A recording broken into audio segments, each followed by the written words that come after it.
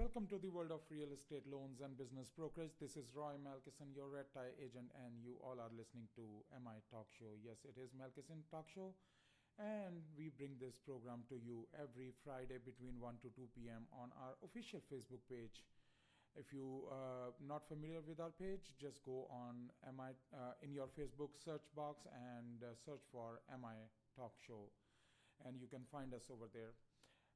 It's been 2 weeks, and I just want to apologize for 2 weeks gap between our shows because of some technical difficulties. We could not make it to our commitment, but here we are again. And it's my pleasure to have my co-host, my mentor, and mentor to many in commercial real estate, Mr. Cliff Bogart, with me here in office. And we are back with our show, MI Talk Show. Welcome, Cliff. Hello, Roy. How are you? I am wonderful, Cliff, and I'm pretty sure a lot of serious investor, they must be missing you on our show, and because we were doing it like a classroom format, and a lot of listeners must have taken notes, and because of technical problem we couldn't make it in last I believe 2 or 3 weeks, but here we are back, and I'm pretty sure they are happy. Well, good. Well, hopefully we won't have another 2-week gap or any gaps going forward. I think both you and I enjoy doing this show. It's kind of fun to take an hour away from phone ringing and returning emails to just talk about commercial real estate. And you've known me long enough to know once you get me started, it's hard to shut me up when we're talking about commercial real estate. And that is true, listeners.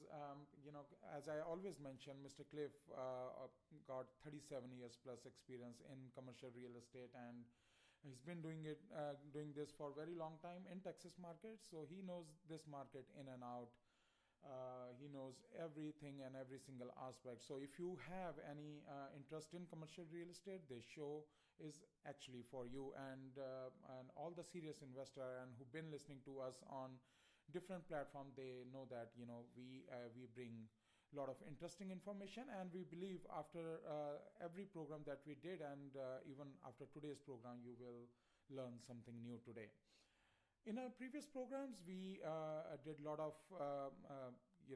talk. We did a lot of informative shows on different kind of commercial properties. We talked about retail property. We talked about office property, office buildings. We talked about industrial property, and over when we go in market, and a lot of people, they ask us more and more question about multifamily properties. And so today we decide to get back to multifamily properties and share as much information we can. But in the meantime, if you want to ask us any question, you can always send us an email. Our email ID is info@malkison.com. And if you want to give us a call, you can call us at our 800 number, that is 800-450-8090. Or if you want to visit our website, I always encourage you to go and visit our website, because you will find a lot of interesting links over there that will help you to understand real estate market in general. All right, Cliff. So as we decided, we're gonna talk about multifamily. But before that, I noticed in last 2 or 3 weeks, there are a lot of as market is growing and a lot of activity is going on, a lot of new ventures popping up. So what do you think where market is going right now?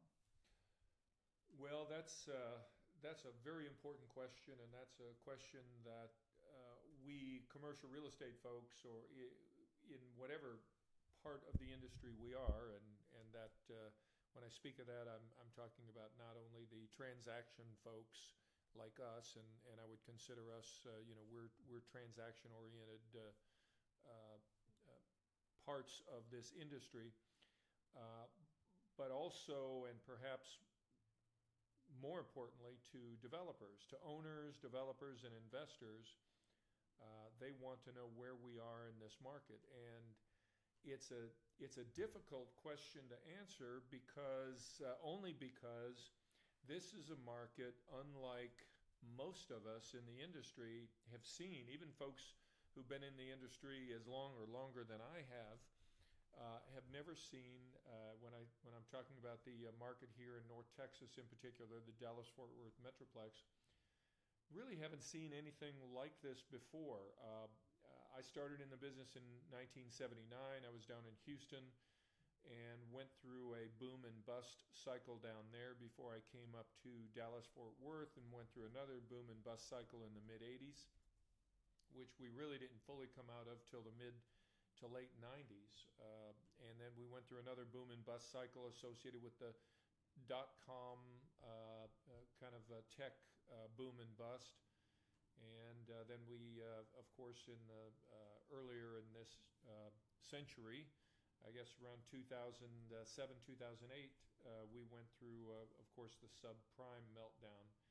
But with all those booms and busts, and even the ones prior to me getting in the industry that I'm familiar with, there was always something artificial associated with it. And by artificial, I mean in the Houston boom and bust in the late 70s, it was associated with overinflated oil prices due to what was then the second Arab oil embargo, which caused the country to go into recession, but Houston, being the oil-based town that it is, went through a boom cycle. But when oil prices settled down, then the Houston market went through a bust. We had overdevelopment happening in the early 80s due to some very funny financial structures and savings and loan lending where, by the way, a lot of people ended up going to jail, as well as some pre-1986 accelerated depreciation schedules. That is, by that I mean there were a lot of developments that were built not because they made sense, because there was any demand for the product, but rather because investors could build the property and get a big tax write-off. And of course, that's another artificially driven boom. And so that crashed and caused all sorts of problems. So it's a long way of saying what we've been experiencing here in the Dallas-Fort Worth area since probably 2010, where a lot of the rest of the country was still hurting very much from the subprime financial meltdown, and which had ripples in the commercial real estate industry as well. We weren't hurt as badly as other parts of the country because we didn't have the boom that other parts of the country had. However, so we came out of it sooner. And we've been coming out of it ever since. And that brings me back to my original point that a lot of us are having a difficult time estimating when this cycle will level off, ideally, level off.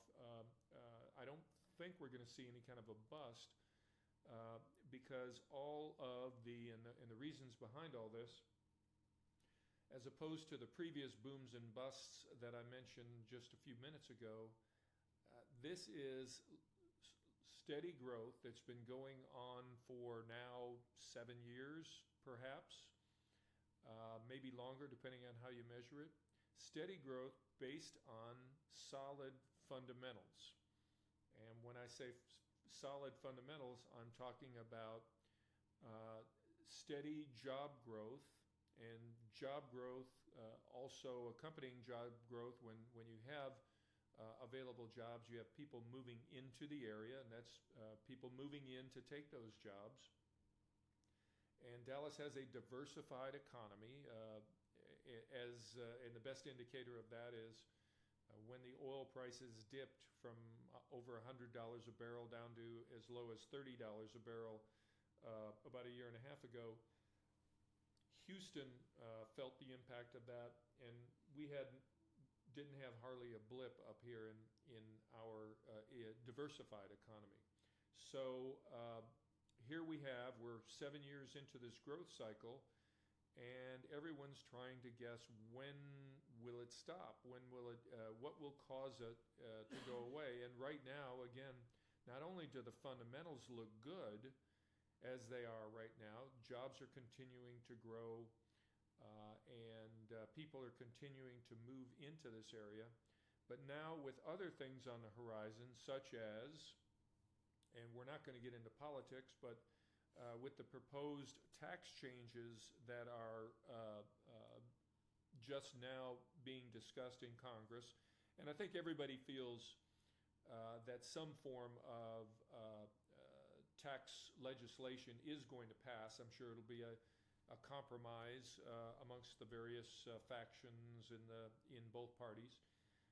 But having lower tax rates, lower capital gains rates, lower corporate tax rates, and maybe a little more money in consumers' pockets will probably lift the overall, add a boost to the overall national economy. And if the overall national economy is lifted further, that's only going to help a diversified economy like the Dallas-Fort Worth area even more. And so we have that possibility, which would add kind of a second wind, a second spurt to our continued growth cycle. So one of the other questions asked is, what happens at the end of this cycle? Well, the ideal situation is even when this cycle does come to an end, that we're hoping for, and all signs point to at this point, a soft landing. And by a soft landing, what we mean is that things just kind of level off for a while, take a breather before they continue upward. And I think that's kind of what we're looking at, barring some big outside factor. For instance, all of this is, or any and all of this could be impacted by major world events. So just to use something very topical, with everything that's going on over in the Korean Peninsula, if war were to break out or something devastating happen in the Korean Peninsula, that all bets are off, and that's going to have ripple effect on the world economy. War breaks out in the Middle East, or something else happens, that's going to have an impact. But barring that, we look to continue to benefit from job growth, from in-migration. Companies are moving here. We've benefited a lot, for instance, from companies moving from California to Texas.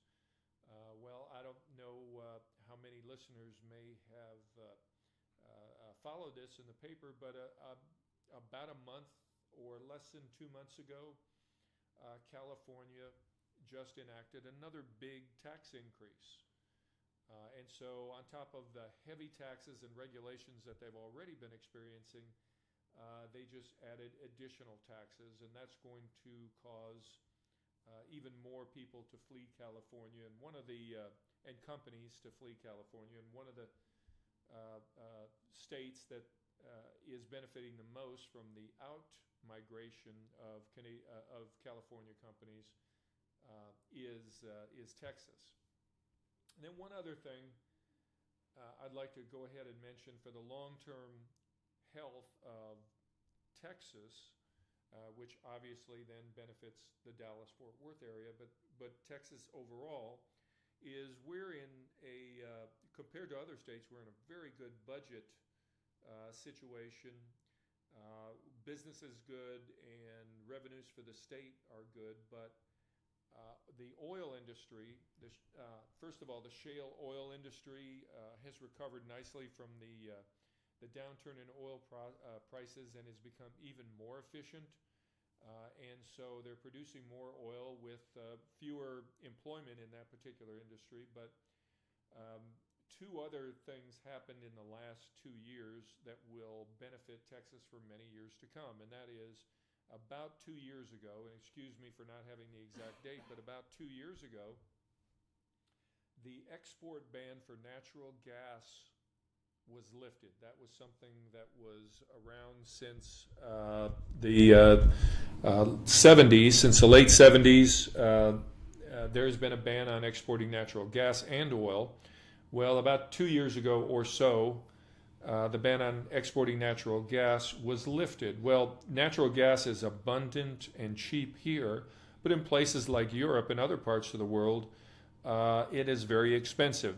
Europe, for the most part, relies on Russia for their natural gas, and Russia has shown a willingness to play politics with the price of oil and even the supply. Well, when that happened, several major companies have, and this is still going on now, invested literally billions of dollars in gas liquefaction plants along the coast. And those are completed or under construction now, so that in order to ship natural gas over distances across the ocean, what is done is it's liquefied, and that which allows the ships to carry a much higher volume of natural gas and ship to places like Europe where the value is much higher. So what happens there, that helps business in Texas, but it also helps tax revenue for the state.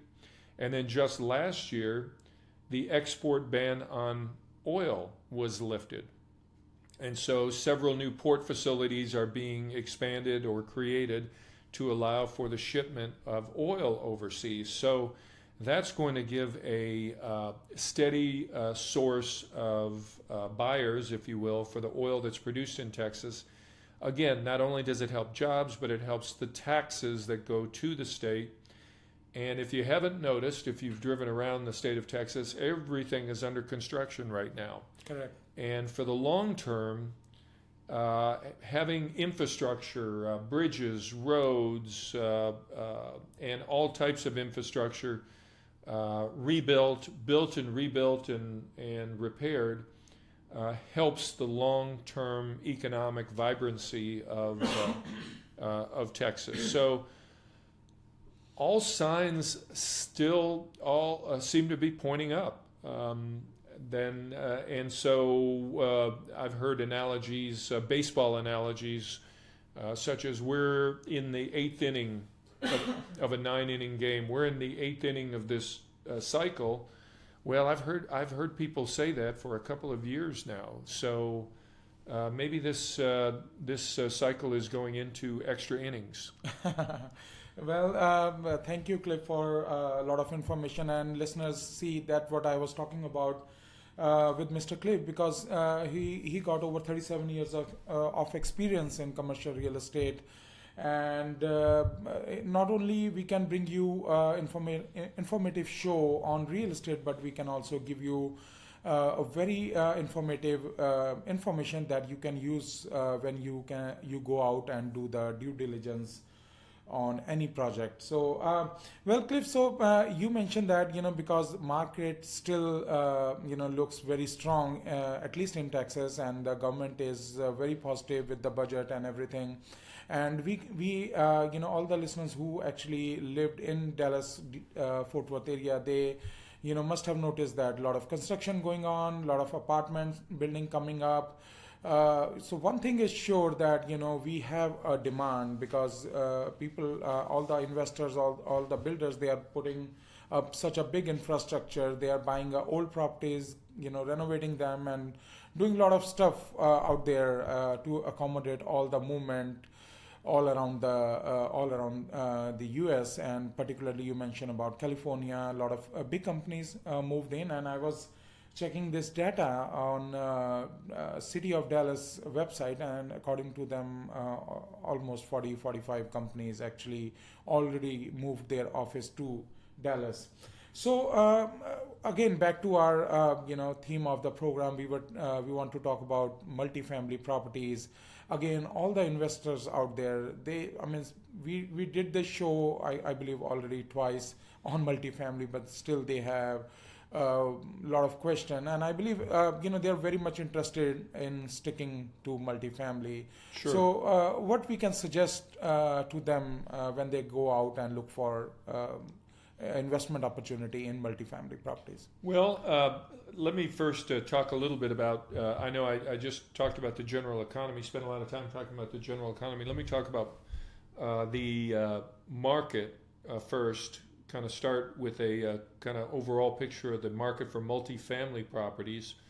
and then we can talk about some strategies to be able to take advantage of this. Okay. One of the concerns with folks investing in multifamily is if you drive around, it's not hard to see that there are a lot of multifamily projects under construction. And that's been going on for several years now. What has happened or kept the market very strong for multifamily is there have been so many new jobs and people moving into the area, and demand for multifamily units has kept up with supply. In fact, in the first part of this cycle, demand was much greater than supply, and so new projects were started, under construction, and then finally coming online and being available.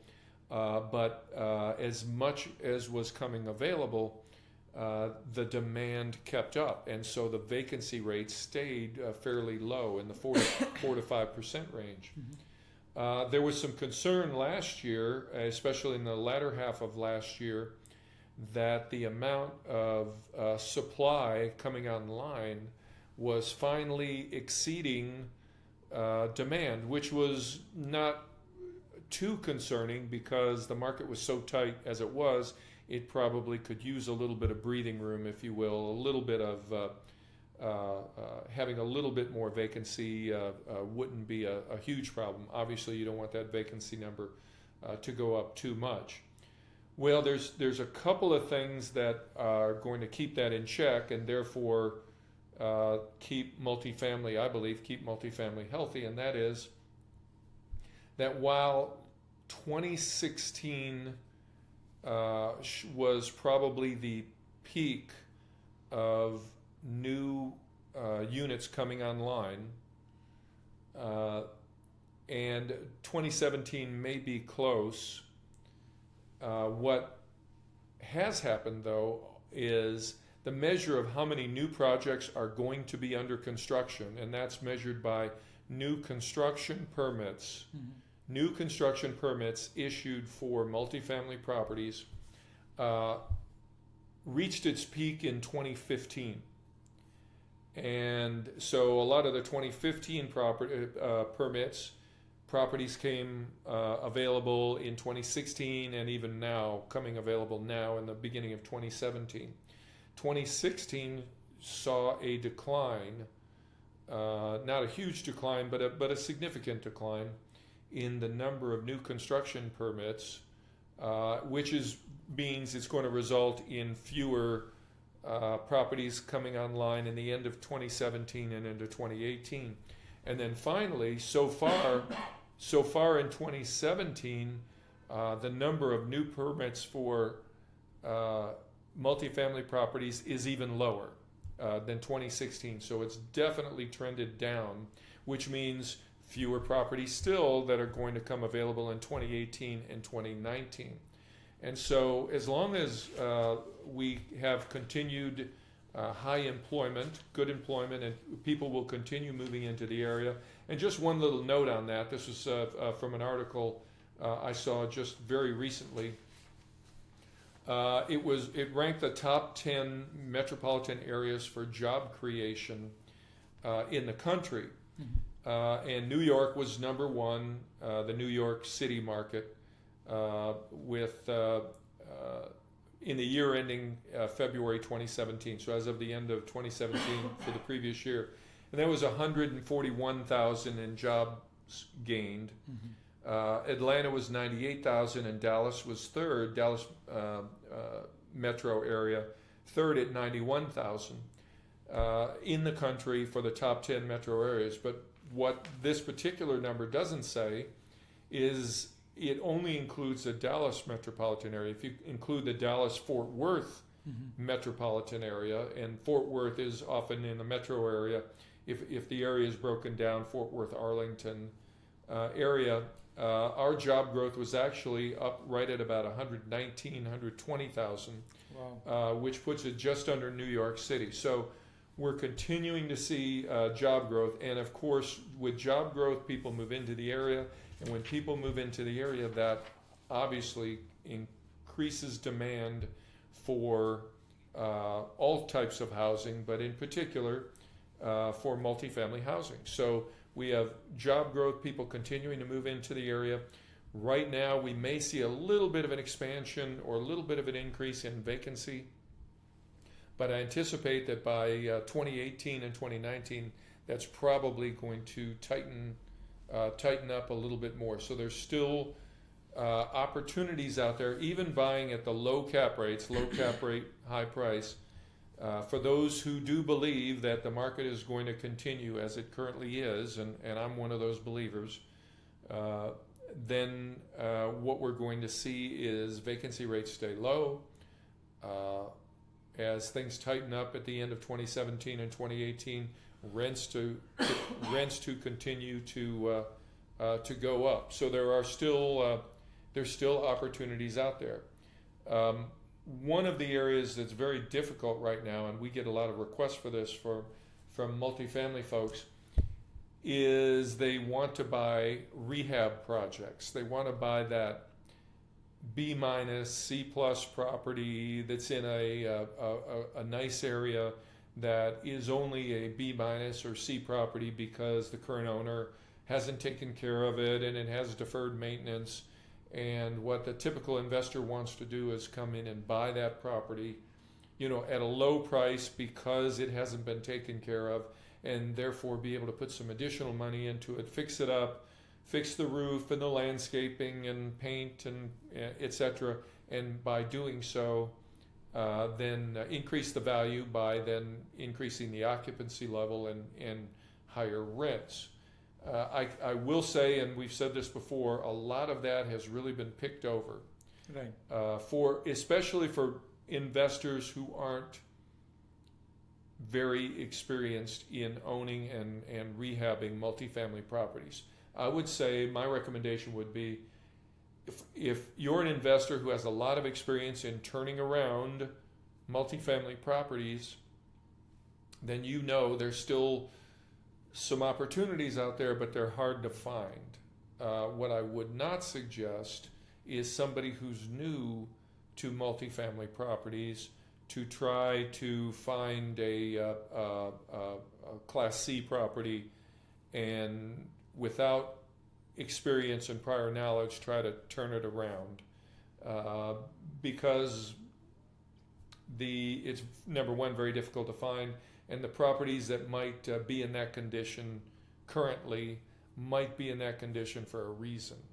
And that is that there's really not an opportunity to turn it around. If you have a multifamily property in an area where there's high crime or people moving out of the area, businesses moving out of the area, even turning around and spending a lot of money on a property to improve it, doesn't mean that people are going to move back into that area. So you really have to be careful, and of course, I guess that's what we're here for, right? Yeah, that is correct, listeners. So if you want to discuss about your real estate goals or any kind of help in your financing, just give us a call. We can help you and guide you through the process. Our callback number is 800-450-8090. Or if you want to send us an email, you can always do that. It's info@malkison.com. I always encourage you to go and visit the website. The website is www.malkison.com. You can find a lot of links over there, and you can go directly to those links. And if you still have any question, always give us a call. Cliff, you mentioned a lot of things about multifamilies, and you mentioned about different categories, opportunities and everything, but there are like 2-3 questions. It's all little off questions, but then I would like to ask for our listeners, right now all the projects that are going on, and because little before you mentioned about the political angle to it, so all the projects that's going on, and you said the vacancy rate right now is low. But what do you think? I mean, all these projects actually gonna turn around and finish on time? Because if that not gonna happen, then obviously how the demand and supply gonna be balanced? Because a lot of people moving in, and on the other hand, you mentioned that don't go for a really depreciated property. Then where is the opportunity for our first-time investor?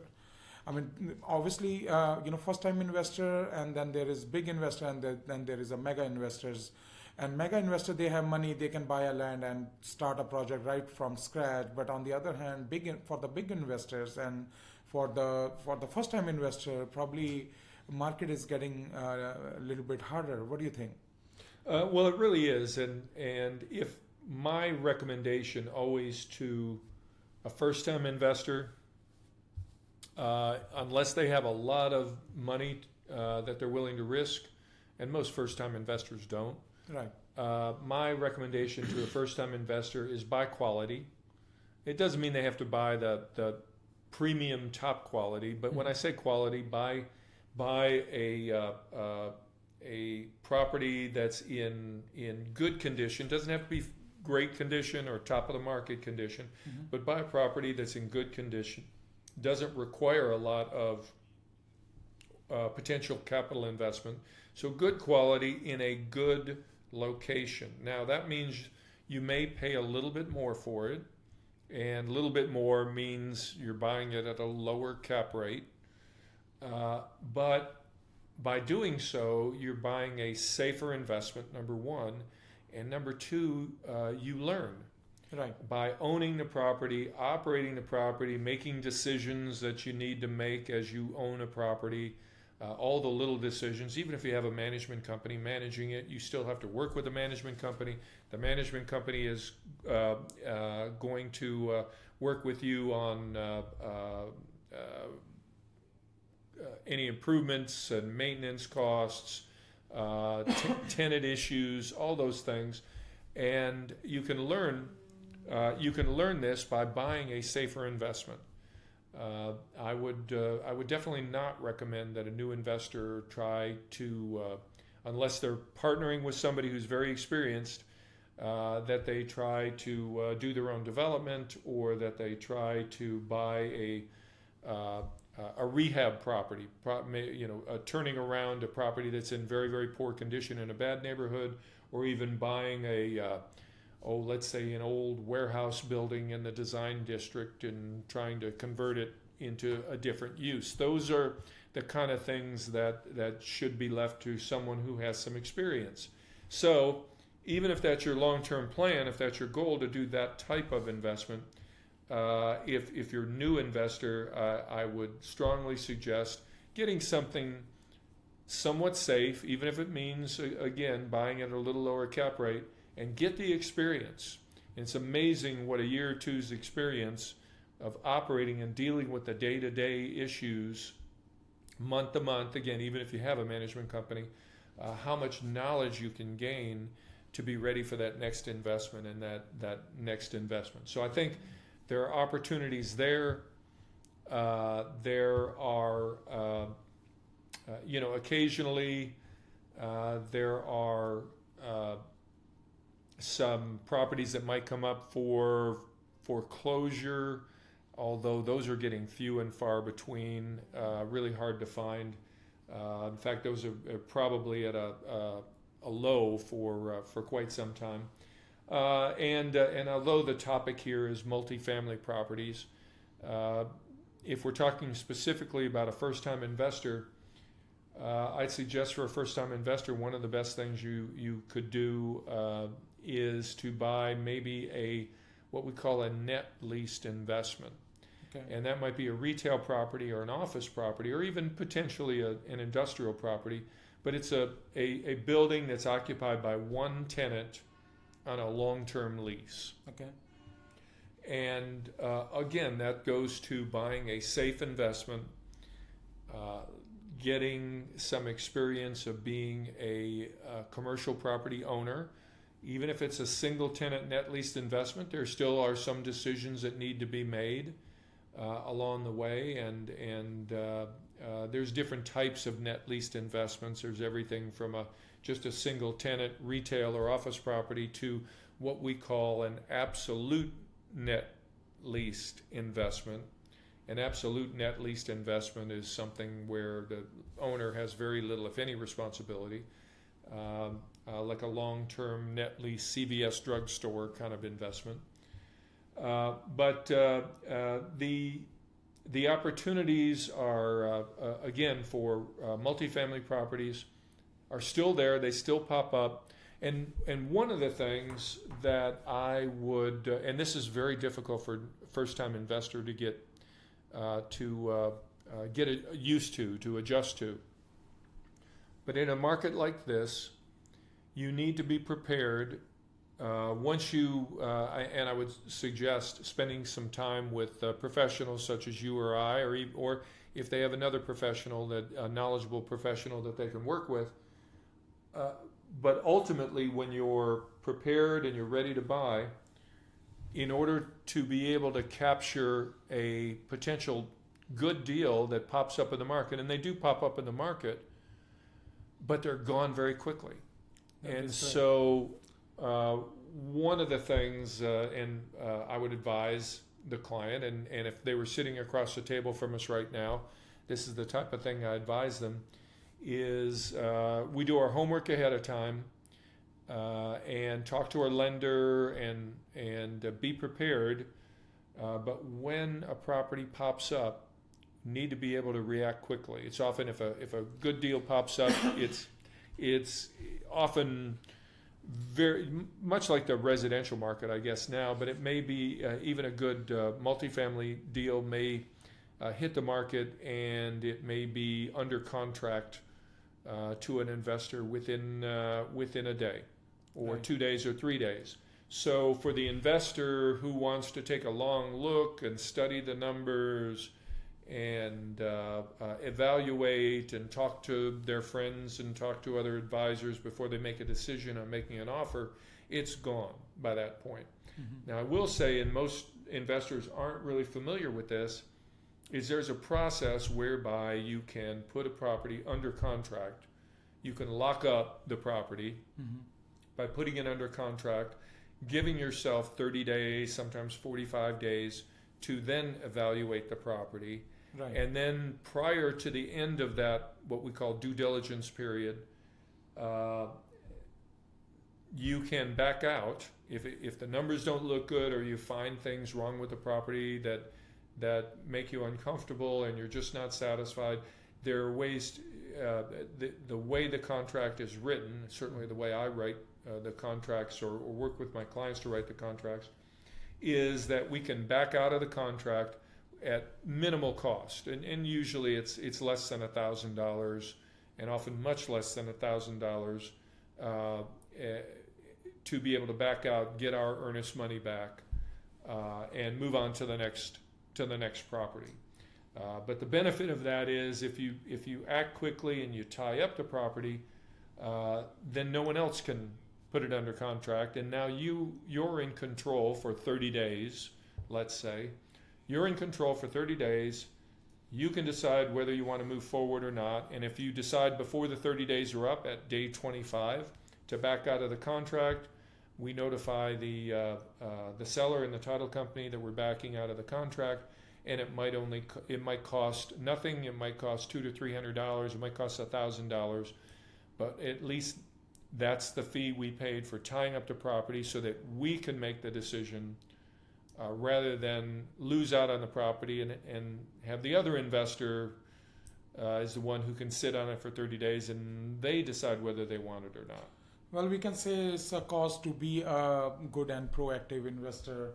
Cliff, another thing that just came to my mind is all the residential investors, they always think that, okay, now because they have their own house in that particular location, now they don't want to go like 10, 20 miles away from that location. So in commercial real estate, and because we are talking about multifamily properties, and it actually directly impacting users like me who use that properties for living in there. And so what do you think? I mean, should investor have that mindset that they just stick to one county, or they have to be they should stay open? Because you said don't buy in not so good area, buy in better area. How the investor make that decision? Well, it all depends on how much management involvement is necessary. Right. And so, for instance, in a property that's going to require the owner, the investor, to be involved in some day-to-day decisions, and let's say in a small multifamily property, if it's a 16-unit, 30-unit, 25-unit apartment complex, the owner is going to have to be involved in a lot of the decisions. It's with an investment of that size, you can hire a property manager, but it's not going to be a full-time property manager assigned to your project. You're going to hire a property management firm, and in the process of their leasing the property or handling maintenance requests, they're going to need to the property management company and the owner are going to need to be talking, if not every day, talking once or twice a week and making decisions, and it might even require the investor getting in their car, driving over to the property and meeting with the property manager and making decisions. On the other hand, at the other end of the spectrum, if you are looking at a property where there's very little investor involvement once you purchase the property, such as that net leased investment I'm talking about, one tenant in the property, one tenant, occupies the whole building, like a retail or office or maybe industrial property, one tenant on a long-term lease. And that tenant is responsible not only for paying the rent, of course, but for paying the triple net expenses, that is property taxes, property insurance, and all the common area maintenance. Or even, to take it one step further, something that I mentioned earlier called an absolute net lease property, such as a long-term absolute net lease CVS drugstore or Dollar General store. Those are sold on generally absolute net leased basis, where the owner has no involvement. The tenant takes care of everything. Then you can buy properties elsewhere in the state of Texas. For that matter, you can buy a property in Florida. You can buy a property in California, in New York, in Illinois. It doesn't matter if you can buy it on a long-term net leased basis. The tenant takes care of the property. Yes, will you need to be involved years down the road if that tenant doesn't renew? Yes, you'll probably have to hire a leasing company or a marketing company to find a new tenant. But once you have a new tenant in place, hopefully on another long-term net lease basis, it's really a hands-off property. So again, the distance that you should feel comfortable with in purchasing your investment is directly related to how involved you're going to have to be in making day-to-day, week-to-week, month-to-month decisions on that property. And that is very correct and beautifully explained by Mr. Cliff here. Because the question is, when the new investor, probably you invest some money in your residential side of real estate, and now you want to move to commercial side of it because the market is shifting very aggressively here in Dallas-Fort Worth area towards commercial, and a lot of investors out there, they always ask us to go and invest in, they want to look into that aspect of investment also. And as Mr. Cliff mentioned, it doesn't matter where the property is. It all depends on how much responsibility you want to take on the investment that you put in. And again, if you want to discuss any of this matter with us, always give us a call, because we deal with this thing every day, and a lot of experience we have over here with Mr. Cliff and our team, and we have all the tools that can actually help you to come down to the better decision. And I also like to mention here that it doesn't matter that we are here in Texas, but we can help you to buy property anywhere in US, and this is because our broker brokership, and the company is everywhere in US, and so we can accommodate that. You don't have to find any other any other broker or expert in any other state. So you can talk to us directly. If you're out of state investor and looking for property in Texas and want us to help you with that, always give us a call. Our callback number is 800-450-8090. You can also give us a call on the secondary number, that is 972-603-5500.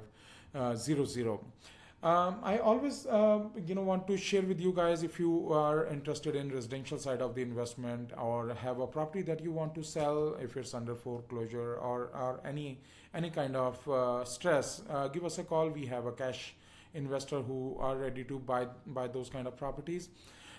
We can always help you in that side of real estate. Again, if you want to look into a loan or want to get a commercial loan or residential loan or want to refinance your existing loan, you can always give us a call.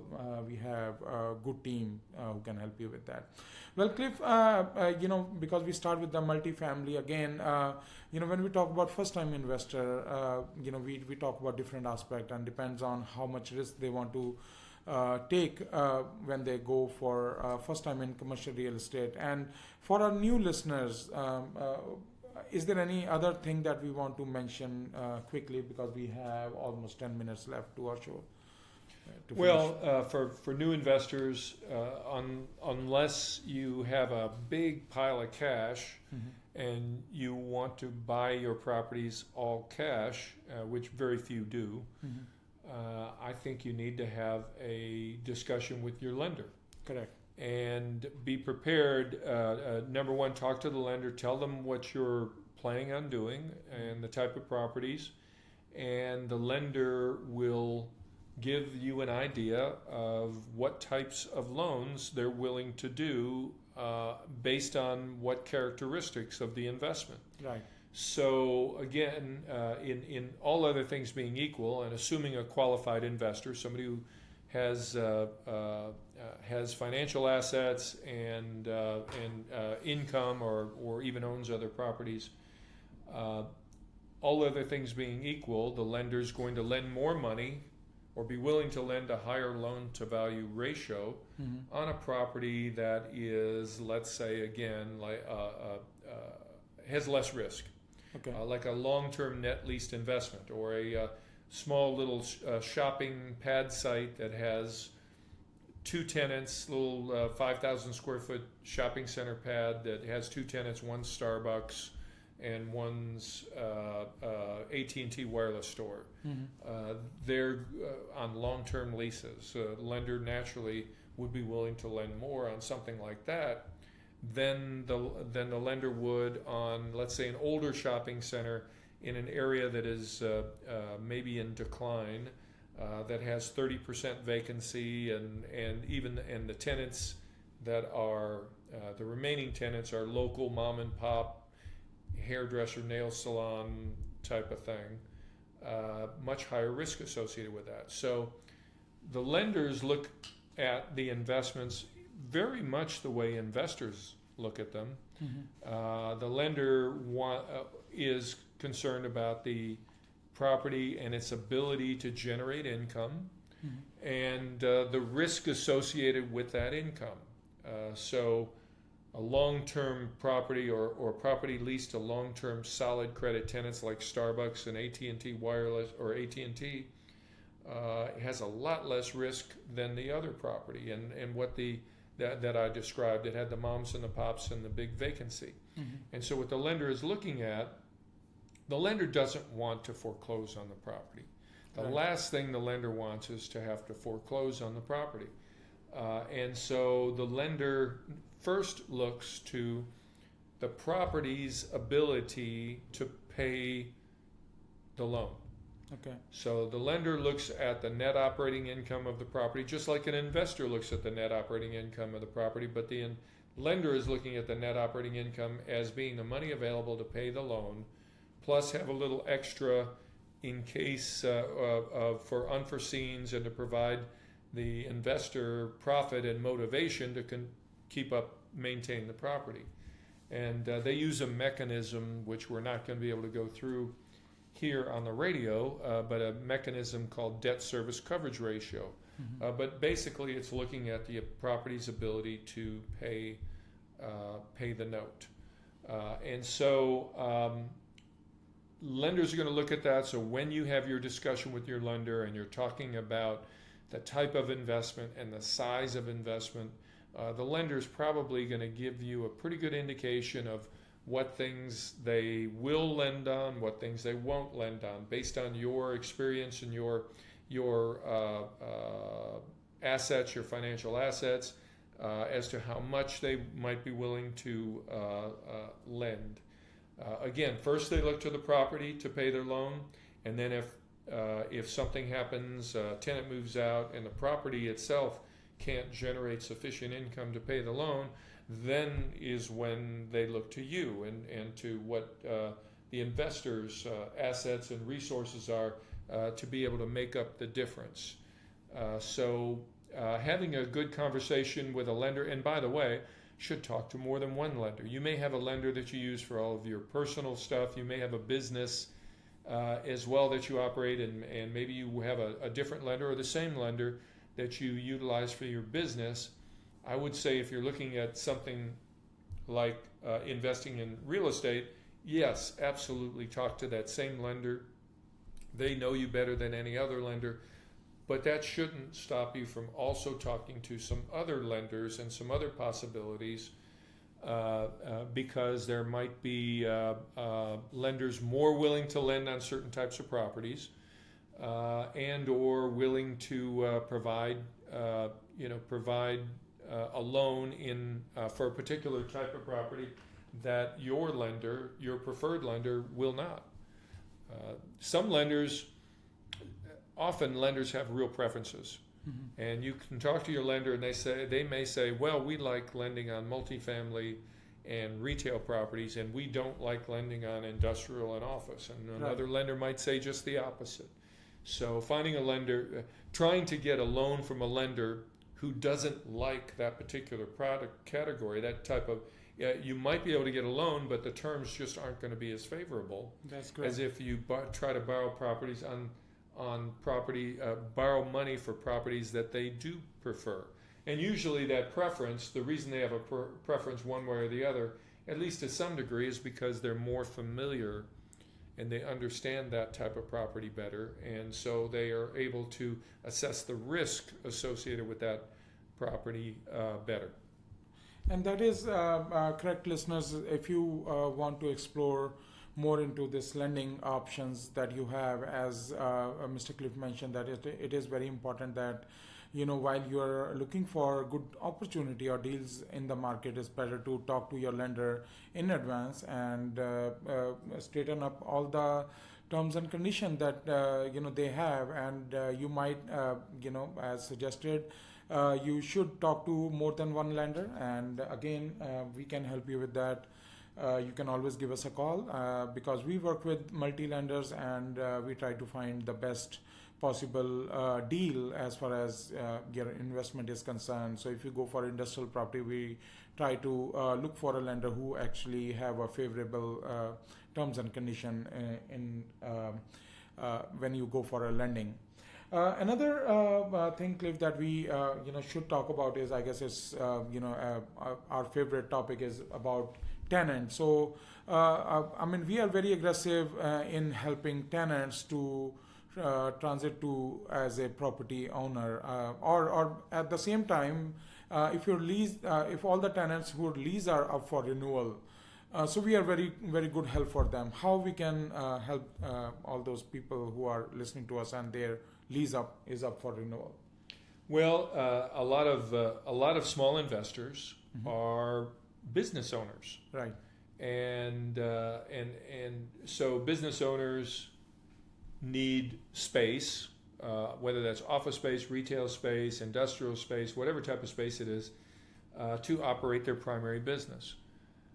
What many business owners aren't aware of, and maybe they are, maybe they aren't, is there's a lot to negotiating a commercial lease, either for a new location or even on a renewal, there's a lot that can be negotiated on a renewal of a lease. But if the business owner is not familiar with that, you can't negotiate something you don't know about. That is correct.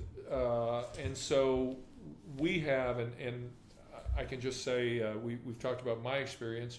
I probably have more experience over the 37 years working on commercial and corporate leases than I do even on investments.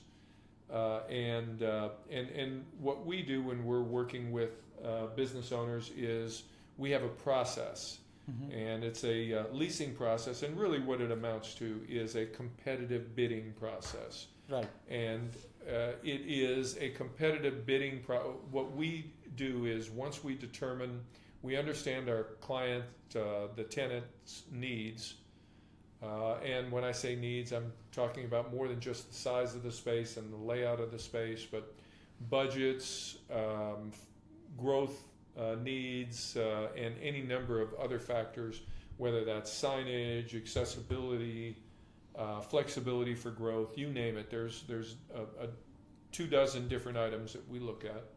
Once we understand that, we go to the marketplace and we find all of the properties, the potential properties that could be suitable for our user, and we go through a competitive bidding process, if you will, where we put together information on the various properties. We show that to the client. The client decides which properties they actually want to physically go see. And then we tour the properties. We prepare after that. After we narrow the selection further, what we do is then prepare requests for proposals, gather proposals from the various property owners, analyze, do counter proposals, do our negotiating, and really that is setting up a competitive bidding process to where the people that we're negotiating with, the multiple buildings, we obviously make them aware that they're bidding against other buildings, and by having that competitive bidding process, we can drive a much better deal, not just in terms of rent, but some upfront rent concessions, build-out allowances, operating expenses, how operating expenses are going to be handled going forward as operating expenses increase. Parking fees, signage, you name it. Depending on what's important for the client. One other very important thing, though, is we can do the same thing, even if the tenant, the client, only wishes to renew their lease. So many tenants don't understand that. Well, if I just want to renew, believe that there's not any flexibility there in negotiating a better deal.